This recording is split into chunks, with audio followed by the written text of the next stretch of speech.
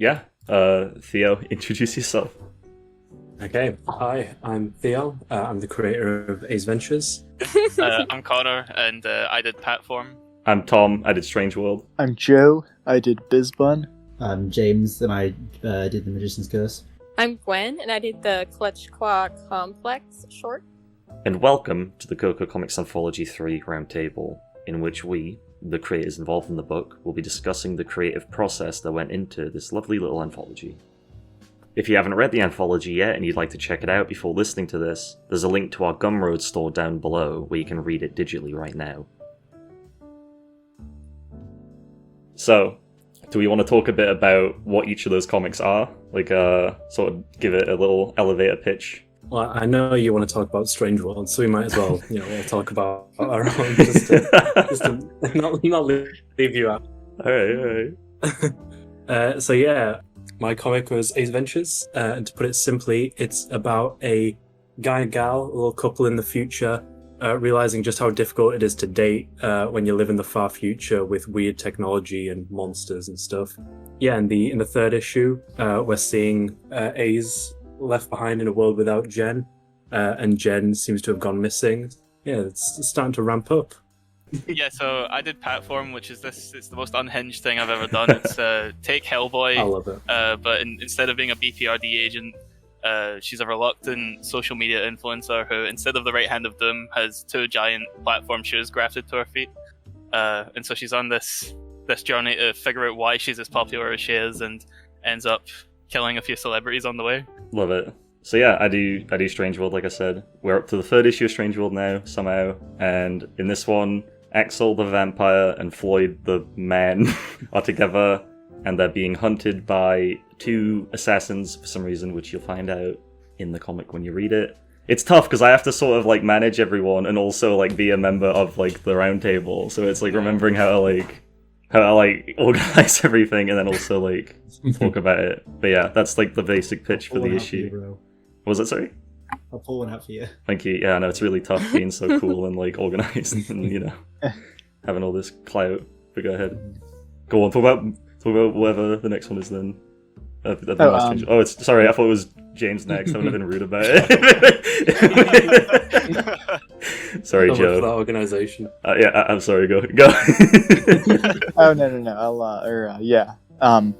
My comic is BizBun. It's 4 friends and or 3 friends in this issue. They are in a labyrinth, and I mean, what can you say, really? It's difficult. It's short, so you don't want to. Yeah. You don't want to say the whole thing. Like it's you don't want to get too much into the plot, but they're in a labyrinth, or is they're that in a maze? labyrinth. That is true. Maze, They are in a labyrinth. And there's a bird. There is. Yeah. Mm-hmm. I like to know that part. There's a bird, there's a rabbit, there's a rat, there's a mollusk. I mean, yeah, that's pretty much a checklist of what I want in any media. Go ahead, James. I write and draw Magician's Curse. It's on its 3rd issue now. It's about 2 young, up-and-coming magicians who end up finding out that the world's greatest magician does real magic and find a way to steal his power. 3rd issue is kind of where everything explodes. The relationship is seemingly on the ropes, and you'll have to find out more what happens by reading issue 3 and following on for the last 2 issues. Yeah. I will. Awesome, thank you. Go ahead, Gwen. Okay. So I made a short called Clutch Claw Complex. It's just a self-contained comic. I won't go too far into it because it's 5 pages, so it's really easy to just describe the whole happenings within maybe 20 seconds. But it's basically the main character, her name is Drew, and she's just hanging out at the local arcade, and she's getting a little bit stuffy about all the couples that have overrun it, getting a little bit jealous, wondering like, where's my beau to play Dance Dance Revolution with? But not that it's called that in the comic because of copyright. But if you want to see what it's actually called and see the good jokes, you got to read the comic. I'm not going to say. But I can attest to that. They are good jokes. We all know this. Oh yeah. Oh, thank you. With that, she meets up with her friend BB, at the arcade, and BB has an interesting solution to her little romantic problems, and it's a little bit scary, but also pretty cute and fun. So check it out. Clutch Claw Complex. That's a pitch right there. There we go. Thanks. All right. Well, yeah, that's all the comics in it. Yeah, I was actually like, I'm really interested about this one because now that we're like got like introductions out the way, I'm really curious on hearing like not necessarily like not the inspirations, but more so like stuff that like people struggle with the process. If not for this comic, then like comics in general. Because I definitely have stuff where it's like every time I do a comic, I struggle with like parts of the process, and I'm really curious to hear if anyone has like stuff that like kind of grinds them to a halt when they're making these. I feel like me and Theo at least have one that we're like have in common. Like, what's that one? We both really struggle with thumbnailing. Because me, James, and Theo, we found a solution which is to get on draw pile and sort of thumbnail together, so it's more collaborative rather than it being isolated. Because if it's isolated, we get really stuck. James doesn't struggle as much, but he kind of keeps me and Theo right in terms of you know, it's like, how do we do this? And it's like this. And like, I think you said, James, that like when you like say like, oh, you should do it like this, or like this is an idea, it's always more like when you tell me something, I know now what I don't want. like you'll give me an idea and I'll go, no, not like that. Well, we do it like that, and it's like, well, fucking, why didn't you just do that like in the first place? But so yeah, it is often easier to know what you don't want to do than what you do want to do. Yeah, Getting over that hurdle of like the blank page, I think can be tricky for some creators. Yeah, not me. Yeah, you built different. Yeah, like the thumbnailing process. I mean, we're doing issue 4 right now. I feel like it's already going smoother than issue 3, but it's still like it's taking like longer than like any other part of it in terms of how easy I feel like it should be, just how it actually is.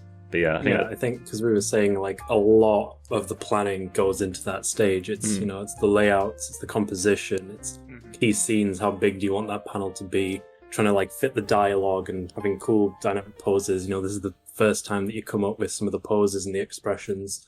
It's really the foundations of everything. It's like, damn, yeah, this is difficult.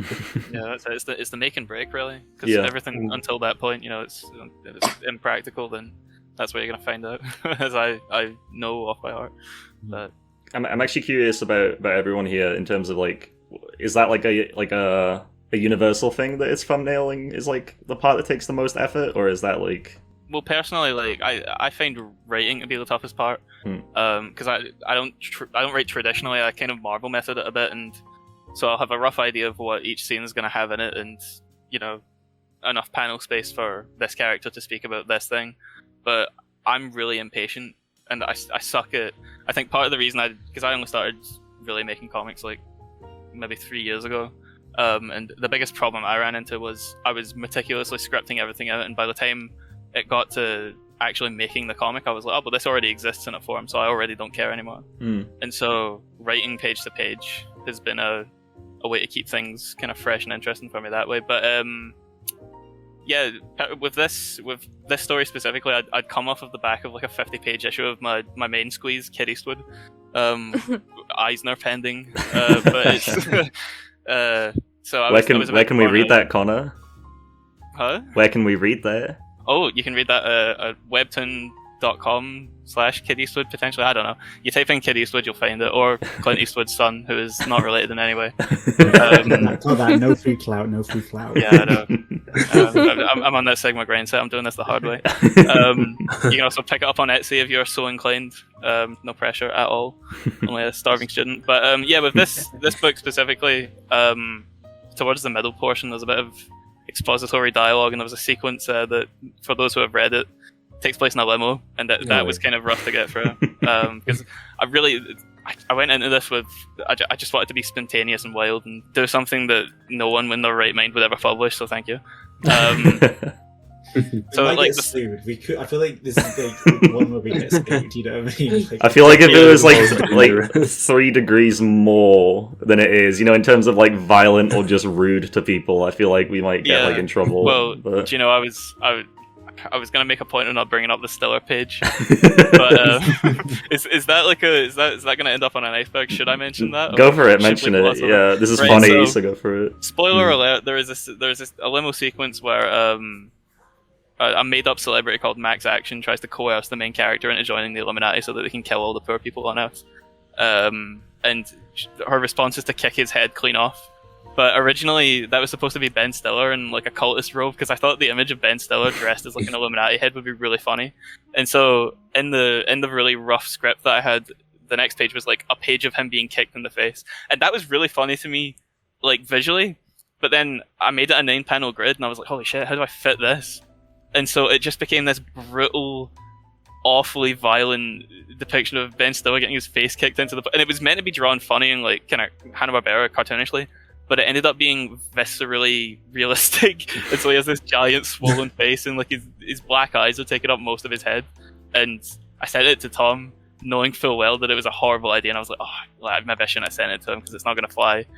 And like it's probably the scariest thing I've ever drawn, and I do like what we went with better, because it has that page turn punch kind of thing that a full page of someone getting kicked in the face wouldn't have had.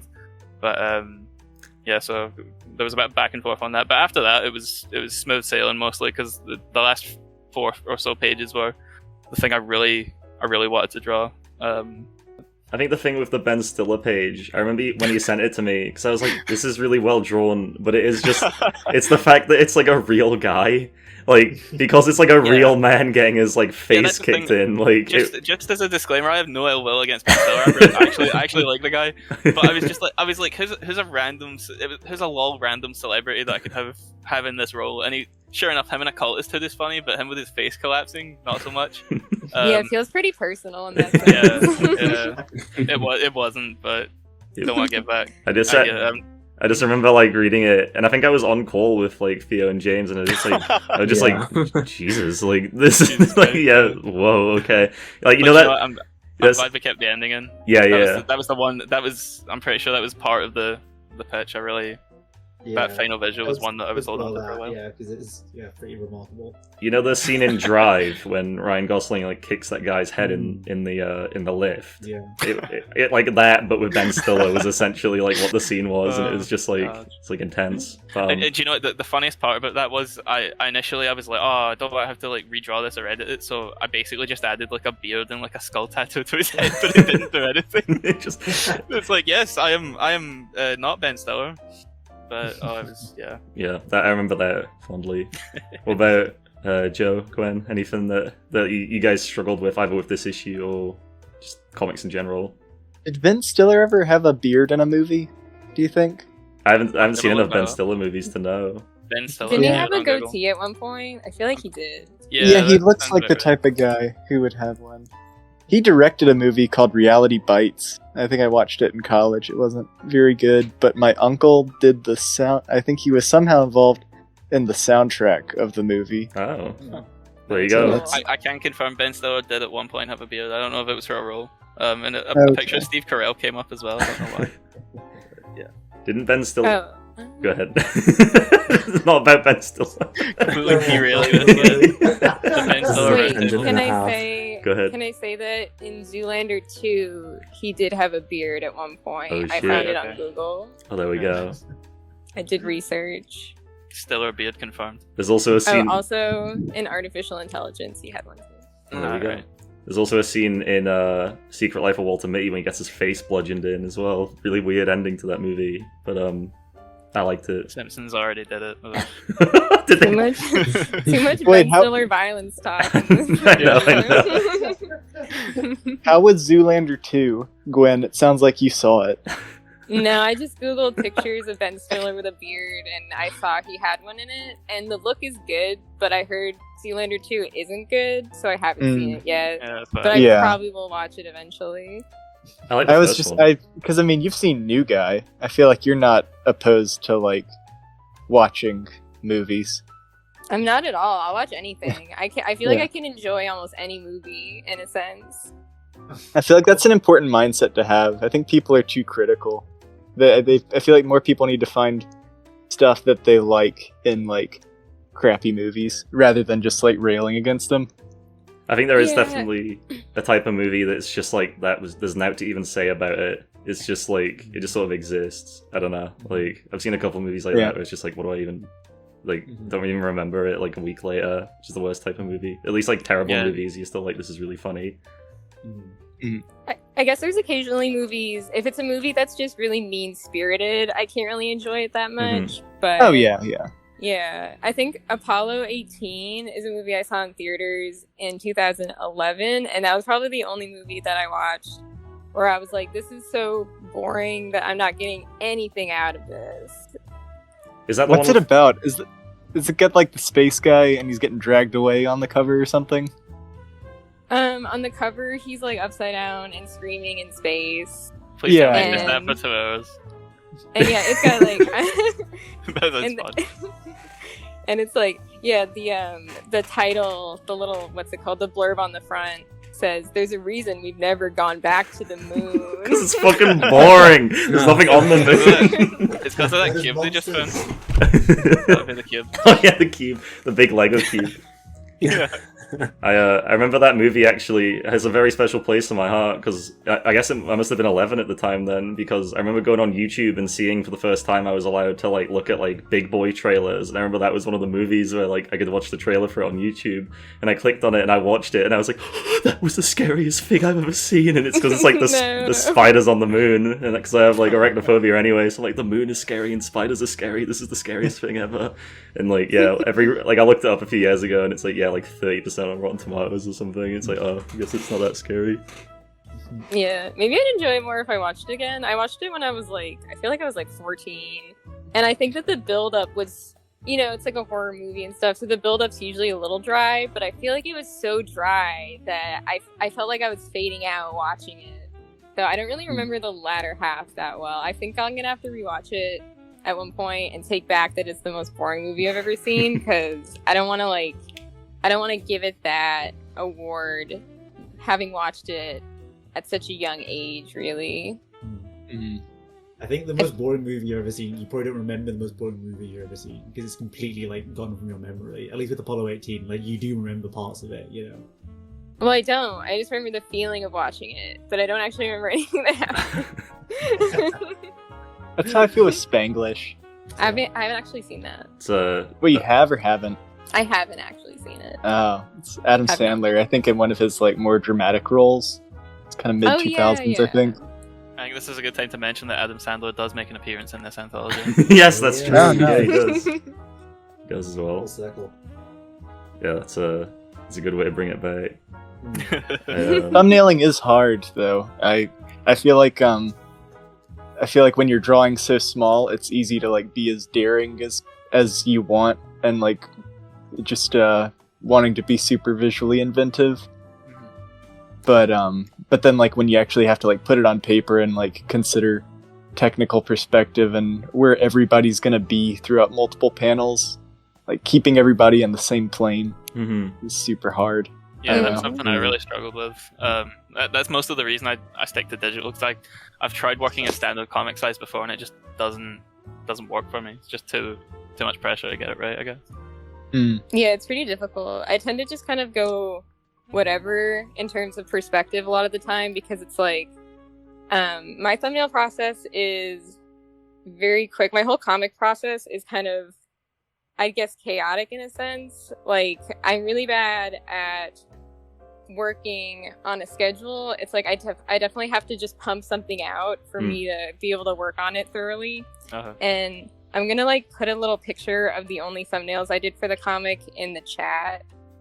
Oh, cool. And I just worked completely off of this and went from this to like the finished comic basically. Yeah, like Connor, I didn't write any dialogue. I just kind of like had a general sense of what was going on, and I wrote in everything after it was done. And so I work very like sporadically in that sense, and it kind of works for me. I don't have a problem working like that. I feel like I tend to be able to keep going with the flow once I get into the process of making it. I'd say the only difficulty is like, yeah, I tend to like go overboard. I have a hard time like toning it down per like a assignment, I guess. Like if someone's like, oh, you only have a day to do this, so make it simple. It's like I feel like I physically can't do that. I have to like make it as detailed as I want to. So I tend to drag and take a long time to finish stuff. So that's my main issue. That's interesting. I really can't imagine like doing the thumbnails without having like an idea of like the dialogue, because like I think that like for me the dialogue is like a lot. Like I mean, shit. A lot of what I do in my comic is just people talking to each other about like stupid stuff. Like there's that scene in the car with the two assassins where they talk about the Pina Colada song, and like that conversation, like that scene only exists in the comic because I had that conversation with a guy at work. Like I had that exact conversation. I was like, that's funny. I want to put that in the comic now. And then I like made a scene around it. Like I thumbnailed it after that. Like a lot of the issue is kind of based around like what are the characters saying to each other. I don't like have full on like, you know, like is it Aaron Sorkin kind of dialogue where it's like everything's so like snappy and just like, you know, planned out in advance. But like I think a lot of it is based around those moments. At least like in my recent stuff, when I was first starting out, like I wouldn't plan it at all. But now I've kind of realized those are the moments that I kind of like build the issue around usually. I guess because like you, Gwen, and Joe and Connor like kind of did like shorter things and like one shots as well. It's probably like a different process anyway, rather than like stuff that's like continuing. It's gonna like. I will say that like I don't know if anyone has. Well, I know Joe read it, but like I did that 55 pager. Yeah. Over that came out in January, and I also didn't write any dialogue for that, and I just filled it all in at the end too. Holy shit! That's so fucked. That felt so planned. Yeah, that's crazy. Yeah, I'm in the middle of that right now. Sorry. No, it's alright. Yeah, I'm gonna say I could see like you not thinking about the dialogue for like 5 pages. I could see that working, but like, man, the story, because I'm not like fully finished with your comic yet, but from what I've seen so far, just man, having like something that long and just not planning out the dialogue, it's scary for me. I don't know why. I mean, I feel like I've written before. I write like, you know, short stories at times and stuff, but for some reason my mindset with comics is just like I focus so much on the images and the beats, and like I kind of know in my head as I'm drawing it out like what they're saying, but I'm just not writing it down, and it's just kind of like, well, I have to figure out how they say it when the time comes. So it's not like I'm just like I have no idea what they're doing. What happened? It's like it just works for me, but I feel like it would maybe be better if I wrote some stuff ahead of time at the same time. Yeah. No, I do the same thing where like I have a very like detailed like, you know, like layout for everything that happens like issue by issue. But then when it comes to doing the thumbnailing, I just kind of have like a vague idea of everything that happens in the issue, and then I kind of put it together in the lettering stage. So yeah, it's interesting like hearing that like everyone has like a different approach to doing that kind of side of things, because like I really like the writing side of things, but I hate actually writing dialogue though. Like I really want to have like someone else just kind of come along and like actually put the words in, because I don't know what like sounds good. Like I don't have an ear for it. Yeah, that's I do that with Tom. I just say it. So I want him to like say something along these lines, Tom, and then you'll just come up with like a really clever line. I'm like, yeah, that can go in there. The amount of like Thanks, bits buddy. of dialogue in Ace Ventures where I was like, I want this message to come across, but how do I say it? And Tom would just suggest something, and it's in there. I appreciate that. Thank you. I think I said this last week that like, because for reference, me and Theo like talk about Ace Ventures like I'd say quite often in terms of that, like plot and characters and stuff like that. And like I said this to you the other week that like when we talk about Ace Ventures, it's like you've invited me to your house to like play with like your action figures that I don't have. You know, it's like I'm like, oh, I get to play with like Ace now, and like, oh, I get to like, you know, the Gen action figure and stuff, and we get to like, you know, plan stuff out in that way. And it's like I'm using a different side of my brain with characters that would do different things than ones that like mine would do. So it's like a completely different like experience, and it's really fun. And I'm glad that like it seems to be working. Yeah, definitely. Because I think I don't know, when I'm planning comics, I'm definitely kind of a visual storyteller. Like I think my comic probably has the least dialogue out of all of ours. Maybe because I do partly struggle, but maybe I don't know. It's I think that when I'm planning it out, I plan the visuals, and then I'm like, I guess this is something that needs to be done through dialogue. generally the dialogue doesn't add too much. I feel like I can tell a lot of the story through the visuals.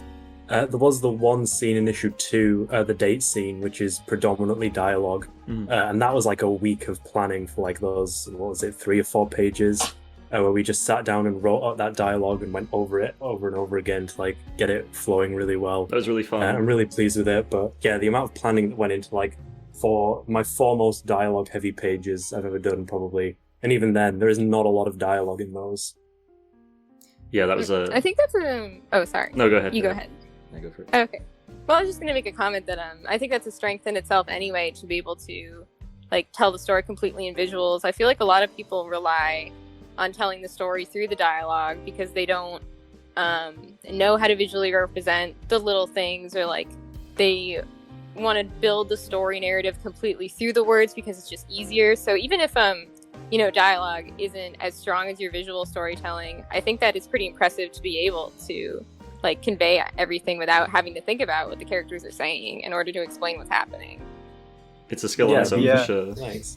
Yeah, it's definitely comics a is a trade visual medium, and because I don't know, I feel like there's so many like lauded graphic novels that are literally like, I'll read them and it's like, man, why didn't you just make this a novel? Like all of like obviously Alison Bechtel is a very powerful person, very capable storyteller or whatever, but it's just like, I wish like Fun Home and stuff were just like books, because like her art's nice, but it's like every panel there's like an essay to read about what she was feeling or whatever. I don't know. That's right, Beanie Tuesday. This is a. I knew it. I knew you were gonna say that. I knew you were gonna say Beanie's that. cool. Beanie's funny. I just knew. I knew that smoking thing you did today was funny. Mm-hmm. Yeah. I saw that. I just knew that James. I could like feel it. I was like, I knew James was gonna say something. But it is absolutely a Babe Wake Up new Beanie tweet. I do feel like we do that a lot. Yeah, we share it all the time. It's just funny. Mm-hmm. Yeah.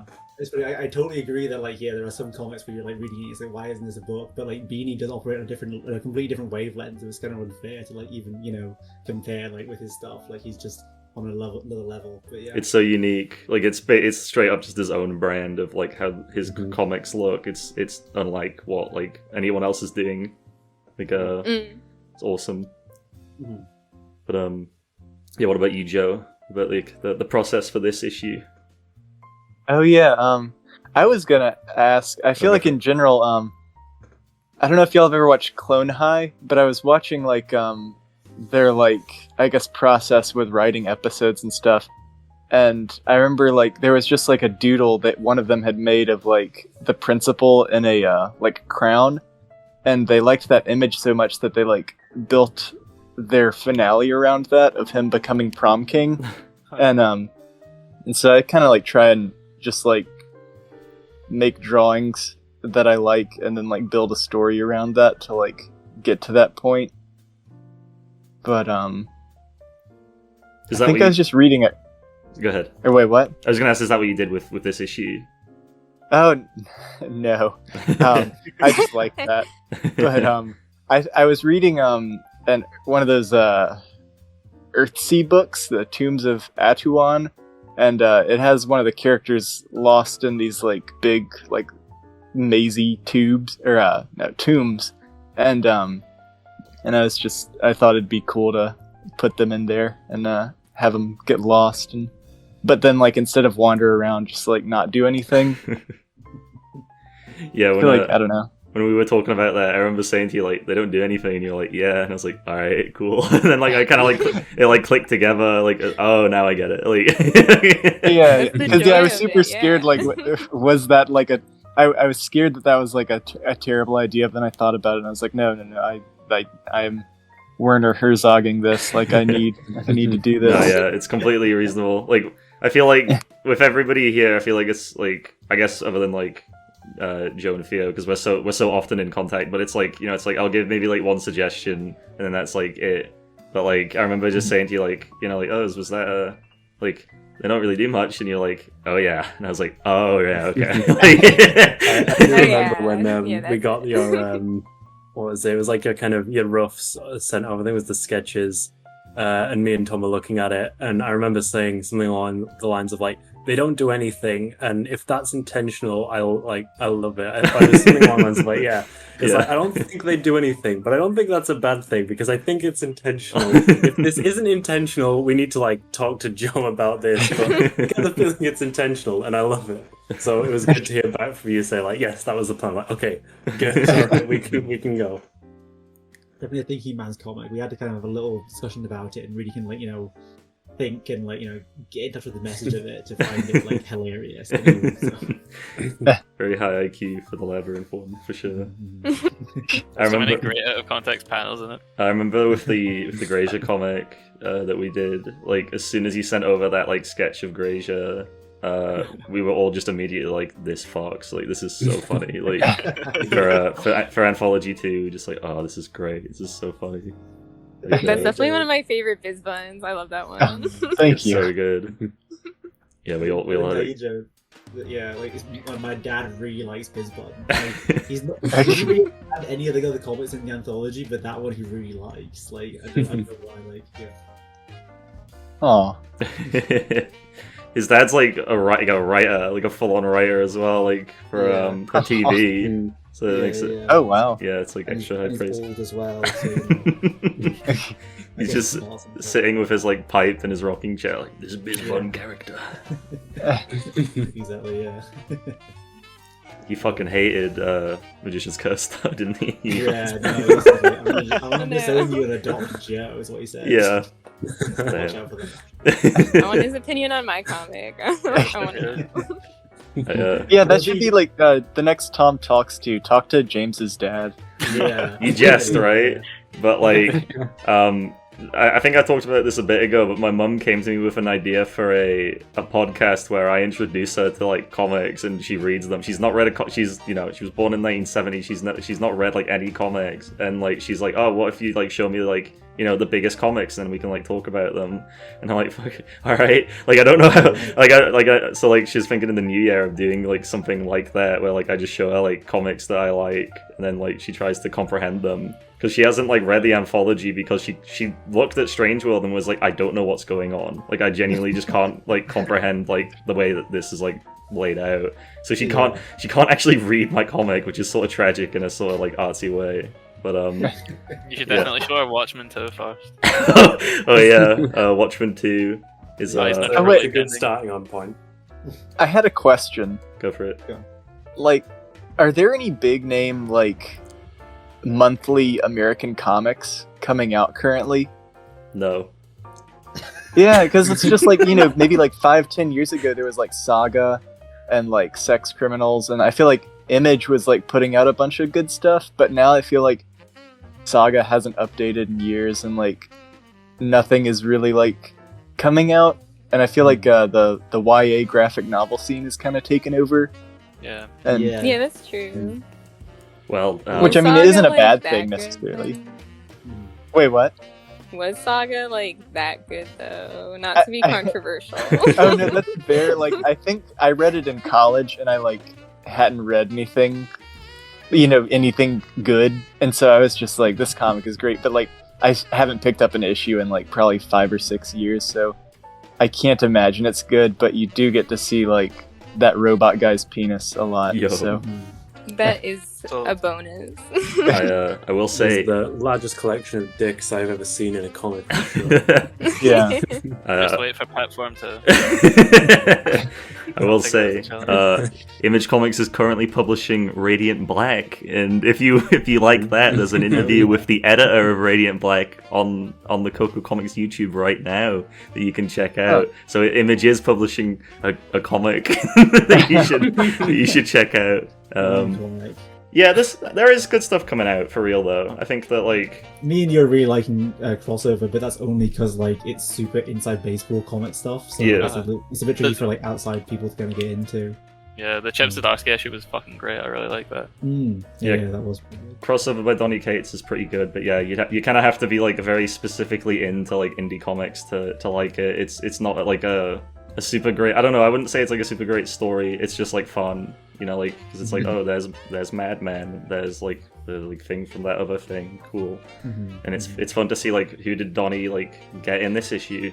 It's usually the answer is usually a Donnie Cates character, but like it's sometimes not, and that's like a reason enough to keep reading. But there is actually good stuff coming out. I just struggle to like list it off the top of my head right now. There's nothing. I think there's a lot of good stuff coming out, but there's nothing like big. There's not like a saga or like a Sex Criminals coming out right now. Like I think it'll be a little bit until those are kind of like those gonna pop up every now and again. Like so yeah. Department of Truth was pretty big. Yeah, that was pretty big. Nice House on the Lake as well is like pretty big. And Good Asian as well at the moment. Those are all good reading comics. So I can advocate those comics, but I wouldn't say they're on the same level of like a Sex Criminals or Saga or anything. You're a big fan of Homesick Pilots, you told me. I love the art. The art's fantastic. Yeah, cool. But yeah, there is cool stuff coming out. Have you read anything recently, Joe, that you think is like good stuff? Not I can't think of any like American comics off the top of my head. I just feel like the comic sphere, like what's popular, and then like all the like influences coming from manga. It's just like a weird like sea change or whatever, which I guess has been occurring like since we've all been teens, probably. We were talking about this yesterday, actually. Like this sort of like the influence of like like outside influence, like manga and anime and stuff on comics in the last like 10, 15, 20 years. So it's been interesting to see. Yeah, I think that most people kind of like coming up in comics at the moment are probably like they probably had like a diet of like comics and manga, whereas like before it was just like straight comics. So I think that you see much like a wider kind of like array of the kind of like just the art style and also like writing and background as well, which is like really good because it means that like there is just more variety in the space, which is like I think what the industry needs to survive. And that's why we're doing that little CoCo Comics thing, so we're having different voices in there, different styles and that kind of thing to we are the life of a lot of the industry, is what I'm saying, basically. Absolutely. Yeah. I think one of my issues, I guess, is what you said before. I feel like a lot of comics are influenced by other comics and by manga nowadays, but I'm kind of a little bit more appealed to comics that are influenced by like movies or like by music or like history and stuff. I feel like there's so much kind of like Mod Podge of everything coming together that like people are like, oh, I want to make this comic because I like this comic, or like I'm inspired by this manga, so I'm going to make a comic like that. And I feel like I'm missing a lot of the outside influence that people kind of previously had when it came to writing and like art directing their comics. Like when you look at something like JoJo, like there's so much like immense inspiration from so many things in JoJo: history, fashion, music, movies. And it's really cool to see all that stuff come together. But I feel like with more modern comics, especially American ones, there's way too much influence on like single targeted comics and manga rather than a big plethora of influences that I used to see. Definitely, yeah. I feel like there's such a, I mean, like, again, Chainsaw Man is not like the artistic juggernaut that JoJo is, but I feel like there's such a vast difference between like reading a chapter of Chainsaw Man and reading a chapter of Hero Academia, where it's like Hero Academia dude like clearly just like has been subsisting on a like diet of Jump all his life. But I feel like Chainsaw Man has like a cinematic vision in his like paneling and like layouts and stuff that's like way more visually exciting and inventive. Yeah, it definitely feels like I'm blanking on the author's name, but with Chainsaw Man, there's a lot of investment in creating imagery and ideas that he just finds exciting, that I can see him like pulling from inspiration that he truly enjoys. But with Boku no Hero, it definitely feels like it's just trying to like have a youthful flavor that like gets people latched to it. I don't think Boku no Hero is bad, but it's serviceable. When you compare it even to something like Naruto, when it comes to juggernaut shonens, like Naruto felt very personal and like rough and inspired in the beginning, and Boku no Hero from the start just kind of felt like this is like trying to be a big cool shonen, and I don't really feel a lot behind it.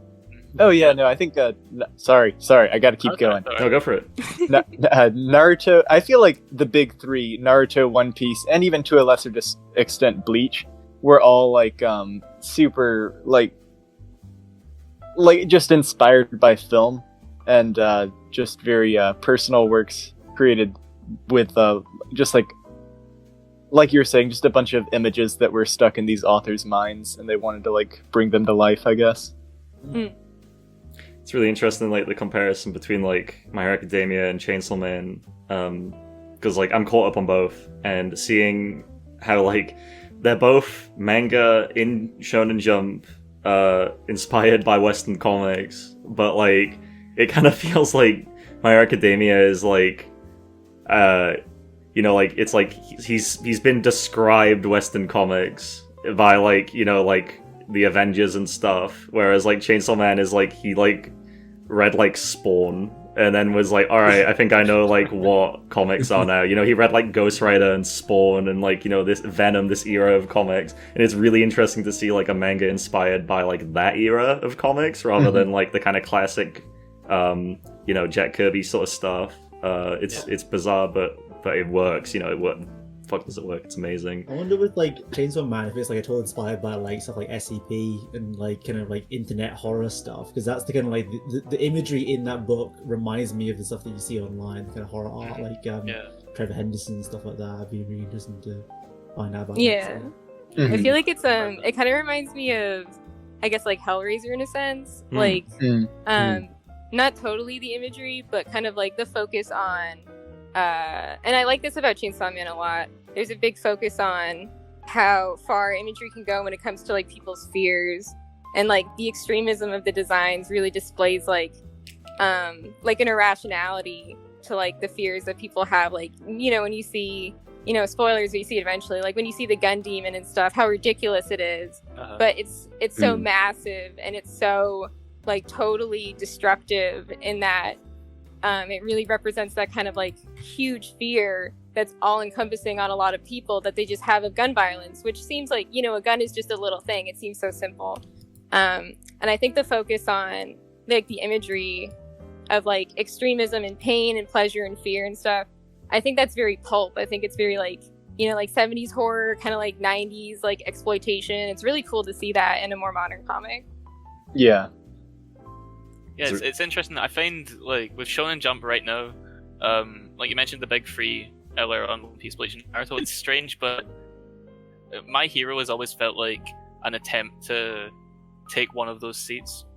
And I feel like there's an interesting through line where you can see you can see, for example, Oda's inspiration from Toriyama, and then, for example, Horikoshi's inspiration for Oda, and it's interesting to see how that sort of it's almost become saturated over time. But yeah, My Hero feels like it's not necessarily it's trying to be a shonen, but compared to Chainsaw Man especially, it's very typical, and I think sometimes that harms it. But I think it genuinely has its high points, but not exactly on the level of what came before. I wonder how much of the Western influence impacts that, because I guess to a certain extent it's more aesthetic than it is narrative. Yeah, for sure. But I mean, it's ramping up.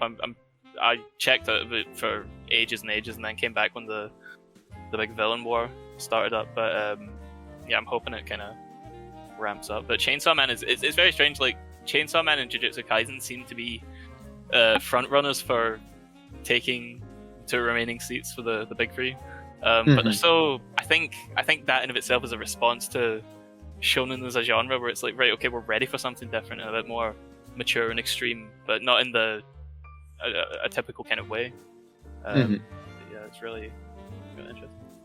Yeah, I just started reading Berserk, so like I feel like Chainsaw Man is like that for this generation in a way. Yeah.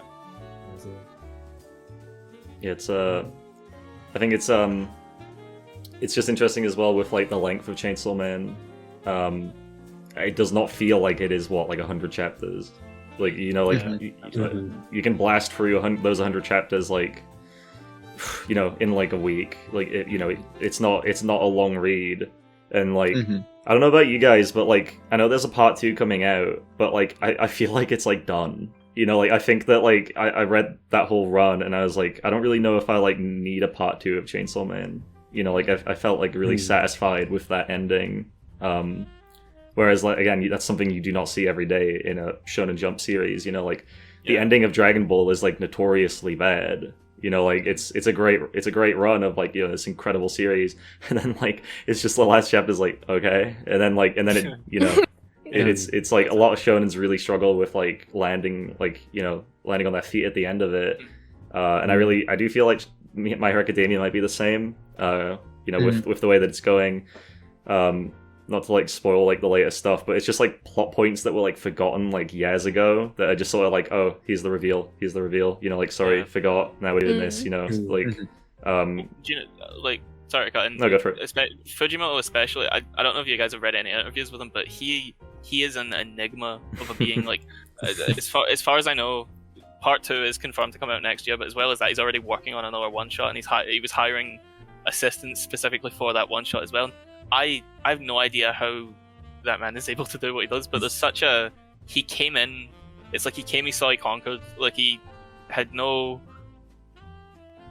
I can't imagine what an editorial meeting with him must be like, because he just seems like such a force of nature, and he knows exactly what he wants to do, and somehow it works. Like, I think I read an interview where he said there was very little pushback for the majority of Chainsaw Man's run. That's interesting. Which is completely insane, Yeah. considering some of the stuff he got away with. I mean, there's the famous orgy color spreads, which I'm pretty sure that's not.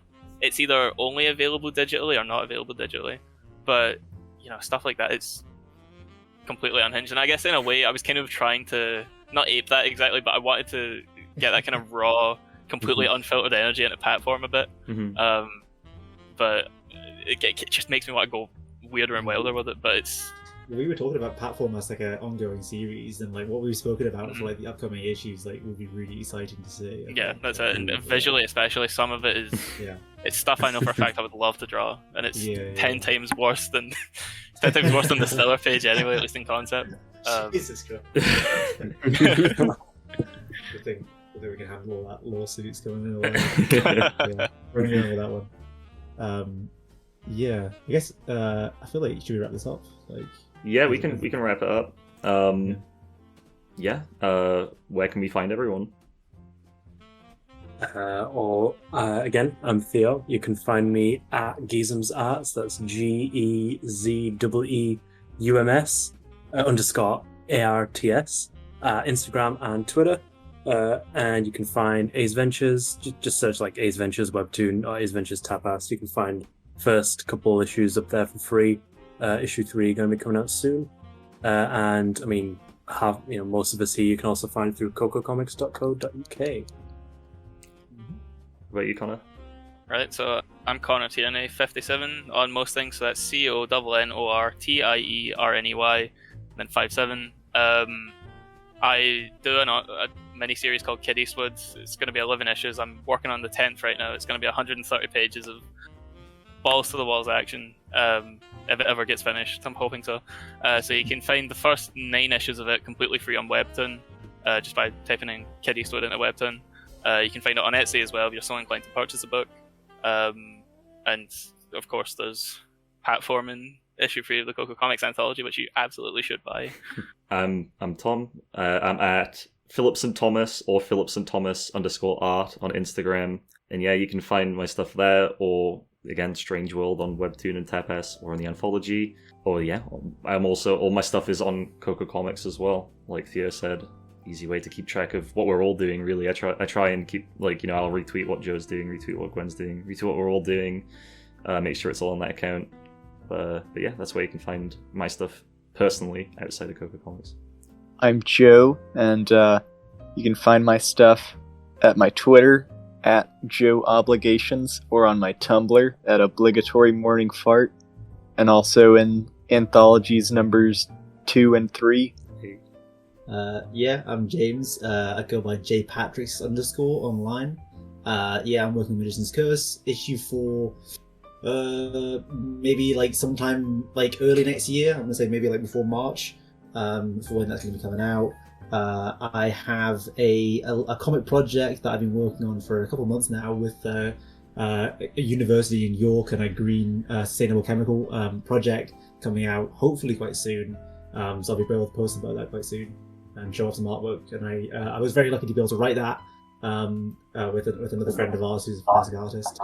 So I got that coming up, and then I have 2 other projects in the works right now, which I won't say anything about. Well, actually, no, one of them's been announced. It's called Claws Out, but that's still kind of in development. And another one that I'll wait and see until some more stuff is available. But yeah. Okay. Again, I'm Gwen. You can find me on Twitter at Mr. Pibmo. Pibmo is Pibmo. And you can find me on Instagram, also Pibmo, but just at Pibmo instead of at Mr. Pibmo. Pibmo is just kind of my online moniker, so if you search that, you can find me a lot of places. I am featured in CoCo Comics Anthology number 3, Clutch Claw Complex. If you go on my Twitter, you can find a link to download my one-shot 55-page sci-fi action comedy comic Ducky. Came out about a year ago. It's pretty good, I think. I'm not going to make any announcements or promises as to what I'm working on right now. I've got a main gig right now. I work in toy design too, so a lot of my stuff is pretty sporadic. But I'm always posting good stuff and good art, so check me out and check out everyone else. Brilliant. Thank you very much.